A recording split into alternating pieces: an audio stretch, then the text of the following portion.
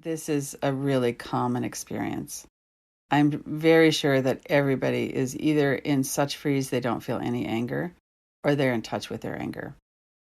And both of those are just responses that we have. It's infuriating to know that people are putting themselves and others of us at risk. And it's a real life and death threat that they can't see, or that they're too selfish to follow. It doesn't sound like that's the case with your friend. It's more like she wouldn't let it in. So feeling really angry is appropriate. So that would be the first thing. And then we can so easily go into that hard, judgmental place. Like, well, you brought this on. I'm not going to feel bad for you. And not only did you risk yourself, you're risking your baby, you're risking the people who are at the retreat. Like, what is the matter with you? And so we can get really hard and judgmental.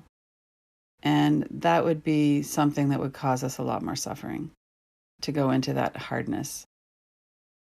So the anger itself is hot and it's moving and it's justified, and to do some releasing practices like you do is probably a good idea. To not shame ourselves for being angry is very important, because oftentimes we feel like, well, I shouldn't be this angry. But in fact, we do, because this is a life and death threat. And by her actions, if she gets really sick or if she dies, you're going to have a friend who's gone, or a friend whose life has really changed. We feel the results of their denial. So other than just kind of being really clear that this is the response that we all have around different things, and that anger often feels better than something else. Like right now, there's so many really stupid things being said by the US president. And it's really easy to get into anger for him because he's really dangerous. People are dying because of what he's saying and doing and not doing. So that's really true.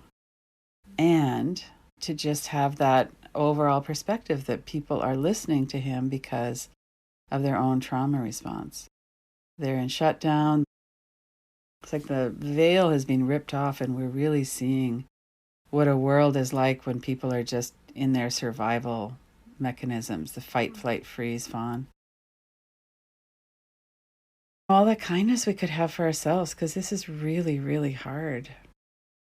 And try and get your anger out as healthy as you can, and try not to get stuck in it. Use the tapping and shaking and all of those tools that we have, and to be really, really kind with yourself. And if we can manage it, to be kind with them. And it doesn't mean it's your job to be sympathetic or to try and help her or anything. We all work within our own capacity. But I think it helps to come into that awareness that she's also really scared right now.